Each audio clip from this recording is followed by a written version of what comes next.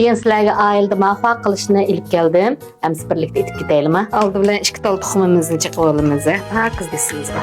Mana işte azroq şeker solamiz ha bununla. Bek kichik o'lcham bu. Ondan bu o'xshamaydigan yeri men degan quyruq mayda etishni ko'rsatdim ha mahfalarimizni. Naytanga bek shirin ta'm bo'ladi. Cho'qim sinab tuqqanlar. Qish kelib qoldi.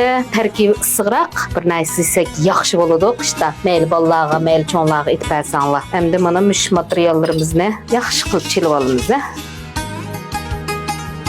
Bunu zamanım işte bir çimdim hamur turu silitimiz.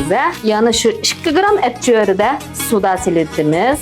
Yani yaxşı aralashtirib olamiz. Mana işte aralashtirib olgandan keyin mana men bir xalt sütni jilman alatga eklib oldim. Jilman alatdagi işte yarmini quyib yaxshi aralashtirib olamiz. Hamda bununla unimizni solamiz.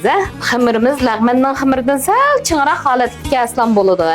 Buni unning o'lchami yo'q. Mana xamirimizga quyruq may sag'achqa bunda jug'urish haltımız munayten bir peyz aletde.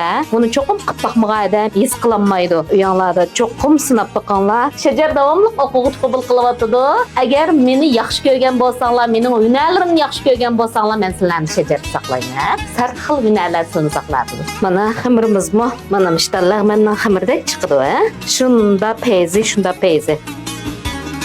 Mana endi xamirimizni tindirishga qo'yib qo'yamiz. Bir 15-20 minut tinvasi bo'ladi. Mana mahfarimizning xamirimiz 20 minut tinib mushalatga keldi. Buna aytgan tez bir alat keldi. Endi buni jiz qilgandek, xuymanga jiz qilgandek, qushaq kesib jiz qilib olamiz.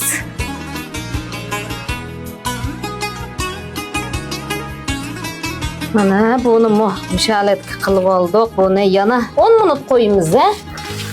Deb qo'yib qo'yamiz. Mana bu mahfalarimiz tinib tayyor bo'ldi. Endi yasab olamiz.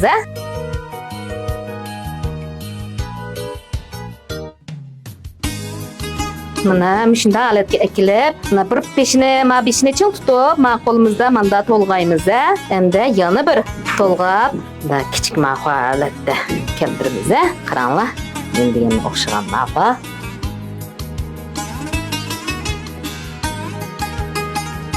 Mana eng axirgi bir tal mahfalarimizni yasab oldik. Endi may quyib buni pishirib olaylik. Bunu mayga silib, işte örlep chiqqandan yaxshisi örüp qizarg'icha pishirib ilib olamiz. Bu quyruq mayda etgan mahfalarimizni cho'qim sinab qo'yganlar. Bir yesanglar manda holuni guruch yeyotgandek oshkanja deysiz. Men bek yaxshi ko'raman. Mana bir o'tirib yeb qopab ketdik. Mahfalarimizni pishirib oldik. Endi o'xshagan mahfalar. Mana agar jonda shakar bilan yeyishni yaxshi ko'rsanglar, mana işte qiziq vaqtda chechib olsanglar bo'ladi.